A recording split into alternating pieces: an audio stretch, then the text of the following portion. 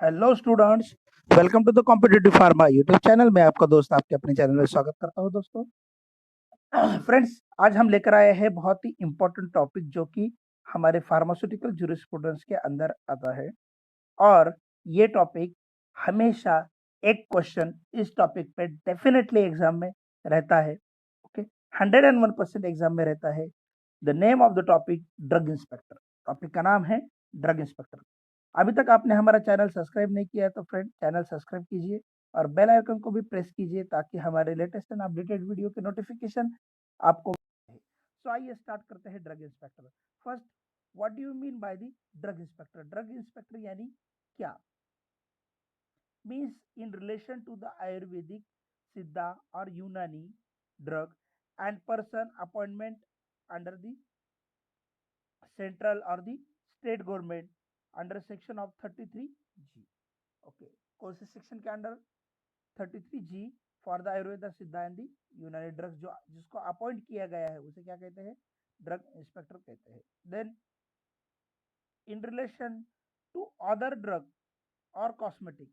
Okay, Ayurveda Siddha and Unani छोड़ के other drug में और other allopathy and homeopathy. Okay, a person appointment by the central government. Central government ने person को appoint किया है और the state government under the section 21। किस सेक्शन के अंदर? अंडर 21 सेक्शन के under.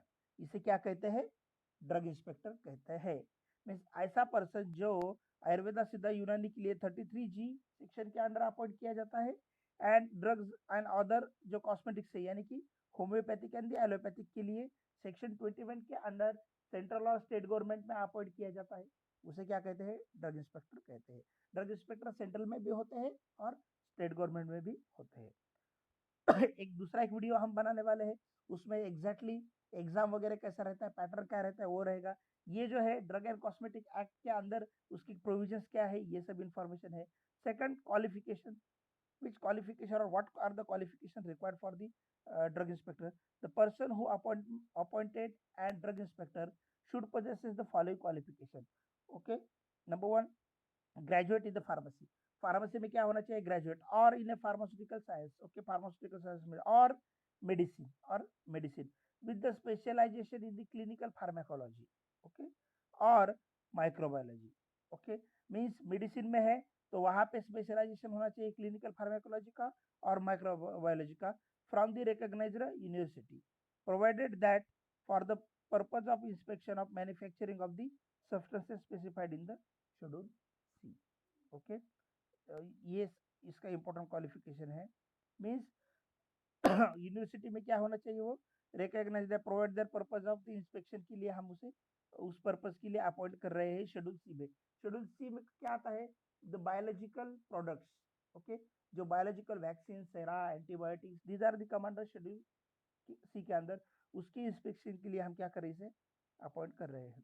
Then person appointed as a drug inspector should have less than 18 months of experience. Okay, should not have means 18 महीने से ज्यादा उसको क्या होना चाहिए? एक्सपीरियंस होना चाहिए in the manufacturing of at least one of the substances specified in the schedule C.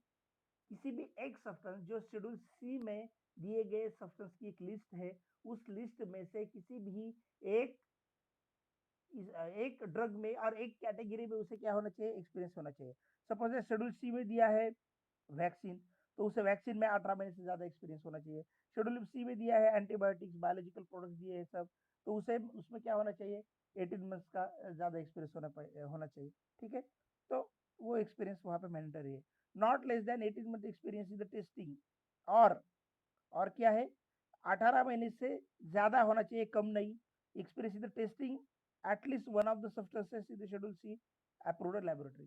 Schedule C में जो कोई सब्सटेंसेस दिए गए हैं उस सब्सटेंस की टेस्टिंग करने वाली जो लैब्स है, ओके, तो उस लैब में उसे क्या होना चाहिए? 18 मंथ से ज्यादा एक्सपीरियंस होना चाहिए।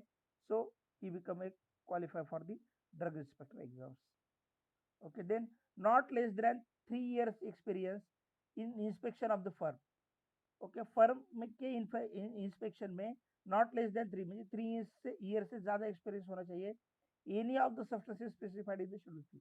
फिर से शेड्यूल सी में जितने सब्सटेंस दिए गए हैं उसके अंदर जो सब्सटेंस है उसके मैन्युफैक्चरिंग में जो फर्म है उसका उसे एक्सपीरियंस होना चाहिए more than 3 years during the course of their service as a drug inspector.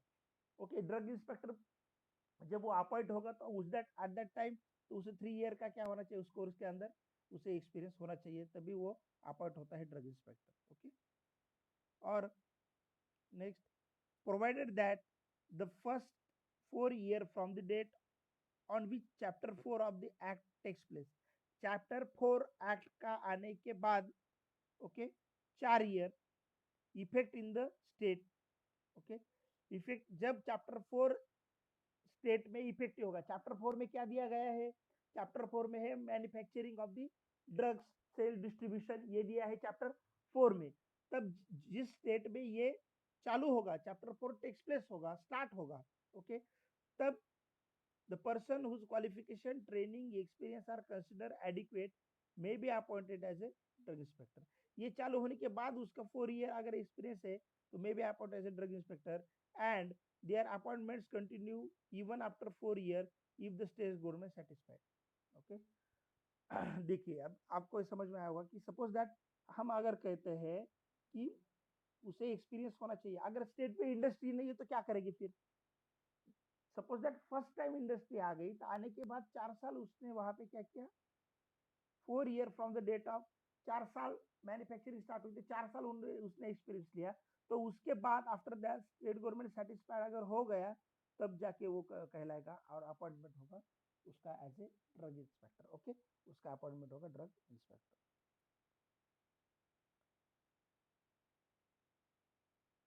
Then duties in relation to the sale of the drug and cosmetic, इसकी ड्यूटीज क्या क्या है। Okay, first, to inspect at least twice a year क्या करना है, all the establishment license for the sale of the drug in the area assign to him, check whether the condition of the license are being observed और not.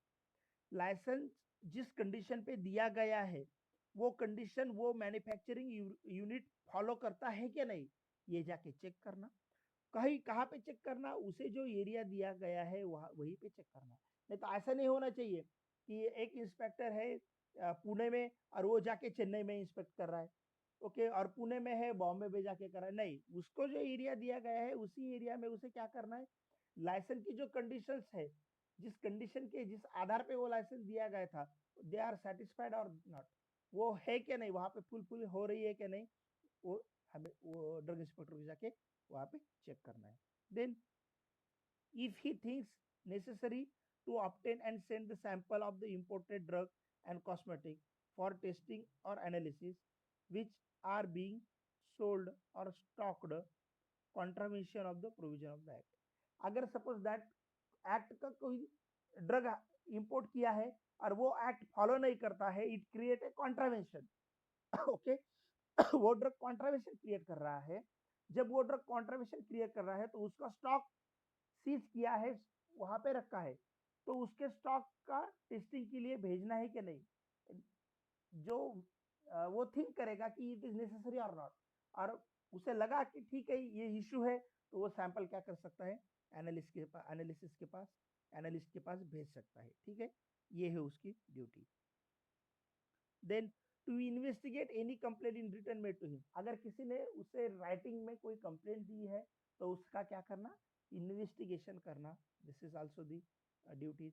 Then to institute the prosecution in the case of the branch of the act and the rules. Okay, तो क्या करना है, government के पास कोई वहां पे case है, ओके, हमारे जुडिशरी में अगर कोई केस है तो उस वो प्रोसिक्यूशन वो केस को क्या करना, इंस्टीट्यूट करना, उस केस को क्या करना है, वो इंस्टीट्यूट करता है, मीन्स कोई इंफॉर्मेशन लगे, कोई डाटा लगे, कोई प्रोवाइड वहां पे सब कुछ वो करता है। ठीक है, to maintain the record related to the all inspection, जितने कोई इंस्पेक्शन किए हैं हर एक मैन्युफैक्चरिंग यूनिट में उस सभी का क्या करना है, रिकॉर्ड मेंटेन करके रखना है, and action taken by him, और उसने क्या एक्शन लिए उस इंस्टीट्यूट के अगेंस्ट, उस मैन्युफैक्चरिंग यूनिट के अगेंस्ट कोई एक्शन ली गई तो उसका भी रिकॉर्ड क्या करना है, मेंटेन रखना है, and submit the copies of such record to controlling authority, and वो सब रिकॉर्ड की कॉपी किसे सबमिट करनी है, कंट्रोलिंग अथॉरिटी को क्या करनी है,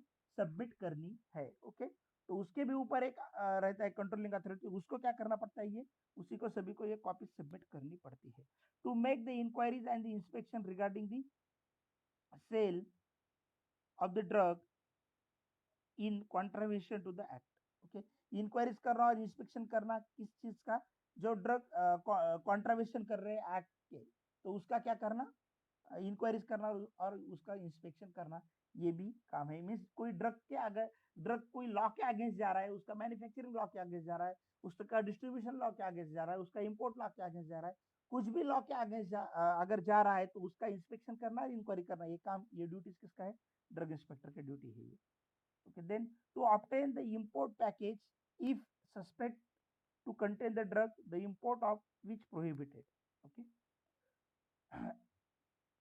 to detain the import package, import जो पैकेज है वो क्या करना, डिटेन करना, स्टॉप कर सकता है, डिटेन कर सकता है, अगर if he suspect to contain the drugs import of which prohibited.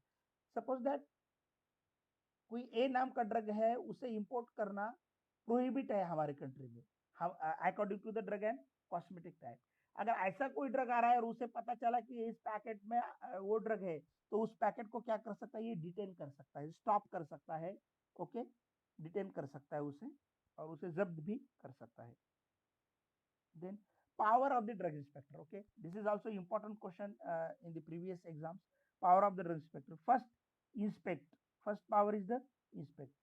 क्या इंस्पेक्ट करता है, any premises where in any drug and cosmetic been manufacture, ऐसा कौन सा भी प्रीमाइसेस हो, एरिया हो, जहां पे ड्रग एंड कॉस्मेटिक का क्या होता हो, मैन्युफैक्चरिंग होता हो, ऐसा कौन सा भी एरिया हो। And also he may inspect means employed for standardizing and testing the drug and cosmetic. Okay, और ऐसा कौन सा भी एरिया हो कि जहां पे स्टैंडर्डाइजेशन एंड टेस्टिंग हो रही है ड्रग और कॉस्मेटिक की, जहां पे मैन्युफैक्चरिंग हो रही है वही भी एरिया, जहां पे स्टैंडर्डाइजेशन हो रहा है वो भी एरिया, जहां पे टेस्टिंग हो रही है वो भी एरिया, हर किसी एरिया जहां पे ड्रग एंड कॉस्मेटिक का ये सब चीजें हो रही है, वहां पे जाके क्या करना, इंस्पेक्ट करना।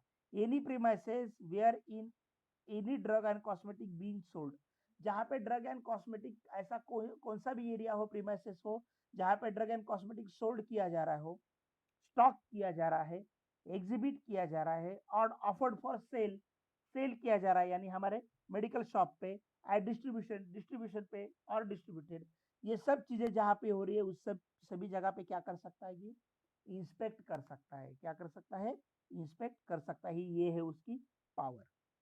Then next, take the sample of any drug and cosmetic. Okay, any drug and cosmetic का क्या करना, सैंपल लेना, विच इज बीइंग मैन्युफैक्चर्ड और बीइंग सोल्ड और स्टॉक्ड और एग्जिबिटेड और offered for sale or is being distributed from any person, okay, conveying, delivering, preparing to deliver any drug and cosmetic to the purchaser, okay, और consignee। इसका मतलब देखिए आप क्या है, इसका मतलब ऐसा है कि कोई भी पर्सन ड्रग सोल करता हो, मैन्युफैक्चर करता हो, स्टॉक करता हो, सेल करता है, डिस्ट्रीब्यूट करता है, वहां से सैंपल क्या करना, कलेक्ट करना। ओके, और सैंपल क्या करना, एनालिसिस के लिए भेज देना। ओके, कि वो whether this sample comply with the standards और कंप्लाई विद द एक्ट और नॉट, एक्ट के साथ ये फॉलो कर रहे हैं कि नहीं, नहीं कर रहे तो वो क्या करना, वहां पे सीज कर सकता है। तो कोई भी सैंपल पहले कलेक्ट करना पड़ेगा, और वो क्या करना पड़ेगा, सैंपल भेजना पड़ेगा एनालिस्ट के पास। Then search, any person in connection with the offence under the chapter of all reasonable time.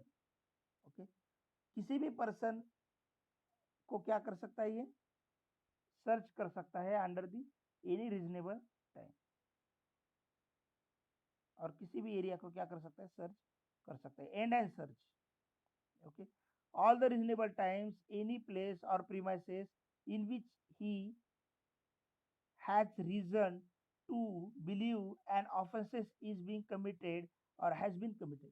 अगर उसे ऐसा पता चला कि किसी भी एरिया में ऑफेंस होने वाला है और हो चुका है, कोई अगेंस्ट लॉ की चीज होने वाली है और हो चुकी है, तो ऐसे एरिया को क्या कर सकता है, वहां पे एंड एंड सर्च वहां पे जाके कर सकता है at any reasonable time. Stop and search. Any vehicle, vessel, or any other conveyance which is has a reason to believe the user carrying any drug and cosmetic in respect of which an offense has been con- has been or being committed. देखिए, किसी भी vehicle, vessel, vehicle और कोई भी convey करने का, transport करने का कोई भी जरिया हो, तो वो क्या कैरी कर रहा है, एनी ड्रग एंड कॉस्मेटिक, ऐसा ड्रग एंड कॉस्मेटिक कैरी कर रहा है, they are the under the offence, जो लॉ के खिलाफ है.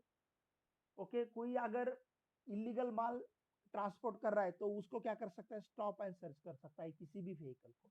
अगर उसे पता चला कि यहाँ पे इशू है और वहां पे इशू होने वाला है, कुछ भी हो, तो वहां पे वो क्या कर सकता है, स्टॉप एंड सर्च कर सकता है. Then give order.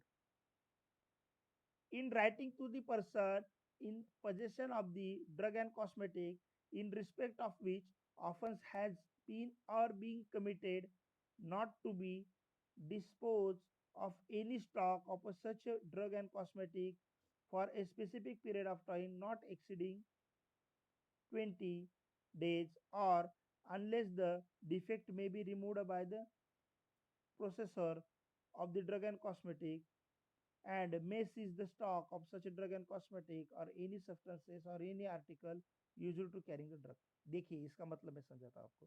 Give order यानी क्या करना, राइटिंग में जिस ऐसे पर्सन को राइटिंग में ऑर्डर देना कि जो ड्रग एंड कॉस्मेटिक पजेस करता है, जिसके पास ड्रग एंड कॉस्मेटिक्स है, उसे राइटिंग में ऑर्डर देना कि जो कोई और जो कोई आपके पास वो स्टॉक है वो सोल्ड ना करे. ओके, वो not to be dispose in stock, वो स्टॉक डिस्पोज ना करे. ओके, क्योंकि अगर कोई ऑफेंस है, उसके रिलेटेड कोई इशू है, उसके रिलेटेड, तो क्या किया जाता है, ऑर्डर दी जाती है कि स्टॉप करो, वो माल मार्केट में नहीं आना चाहिए, वो माल वहीं पे रहना चाहिए. और it is not exceeding the 20 days. Specific time of period means 20 दिन से ज्यादा नहीं, 20 दिन तक वो कर सकता है ऐसा. और 20 दिन के अंदर क्या करेगा कि कोई डिफेक्ट है, कोई इशू है, तो वो रिमूव करने के लिए वो कहेगा, उसकी ऑर्डर देगा कि ये अगर इशू रिमूव हो गया तो भी स्टॉक आगे जाएगा, नहीं तो वो स्टॉक क्या करेगा, सीज करना पड़ेगा. ठीक है, ऐसा भी हो सकता है. देन एग्जामाइन, गिव ऑर्डर के बाद examine. Any record, register, document और any other material object found while exercising the above powers. अभी जो ड्यूटीज सब बताया, वो ड्यूटीज करते वक्त कहीं रिकॉर्ड है, कोई रजिस्टर है, डॉक्यूमेंट है, मटेरियल कुछ भी हो, सीज द सेम, वहीं पे वो क्या कर सकता है, सीज कर सकता है. ओके, आपने कंट्रोल में ले सकता है, वहां पे सीज कर सकता है. If he has a reason, जब उसे पता चलता है कि कारण होता है, और कब पता चलता है कि to be believed that is an evidence of the commission of offences. ये डॉक्यूमेंट्स, ये रिकॉर्ड्स, ये रजिस्टर, ये मटेरियल एविडेंस हो सकता है आगे के केस में. और जो चीज हैपन हुई है अगेंस्ट द लॉ, तो उस केस में ये एविडेंस बन सकता है. ऐसे डॉक्यूमेंट्स, वो ऐसे चीजें वो क्या कर सकता है, वो सीज कर सकता है. That is the examine. Exercise.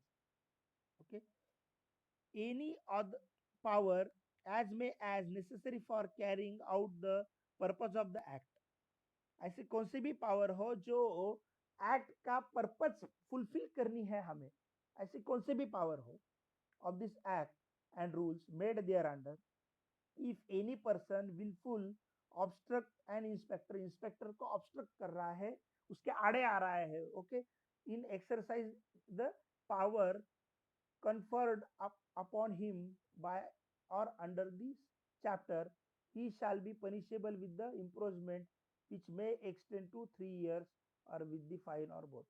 अगर कोई पर्सन ऑब्स्ट्रक्ट करना है, जो ड्रग इंस्पेक्टर काम कर रहा है according to the drug and cosmetic act, उस एक्ट के खिलाफ कोई पर्सन आ रहा है, तो that person punishable with the imprisonment, okay, extend up to 3 year और विद द फाइन और बोथ. उसे 3 साल की सजा हो सकती है, फाइन हो सकता है, दोनों भी हो सकते हैं. ठीक है. देन प्रोसीजर ऑफ इंस्पेक्शन, अभी ड्रग इंस्पेक्टर को इंस्पेक्शन करना है तो उसकी एग्जैक्टली प्रोसीजर क्या है? Take the sample of the drug and dispatch to the government analyst. That is the one part. Second, seize of stock. दो टाइप के प्रोसीजर है, सैंपल कलेक्ट करना, procedure of inspection, sample collect करना, government analyst के पास भेजना, नहीं तो वहां पे उसे लगा कि यहाँ पे सीज करना जरूरी है तो वहां पे क्या करना, सीज करना। तो फर्स्ट देखते हैं, take the sample of the drug and dispatch to the government analyst. Where an inspector take any sample of the drug and cosmetic, he shall be intimate the purpose to the person। जहां से वो sample collect कर रहा है तो उसको क्या बताना पड़ेगा, पर्पस बताना पड़ेगा। From whom he take the sample, जिसके पास से वो सैंपल ले रहा है, in writing in the prescribed form, form number 17।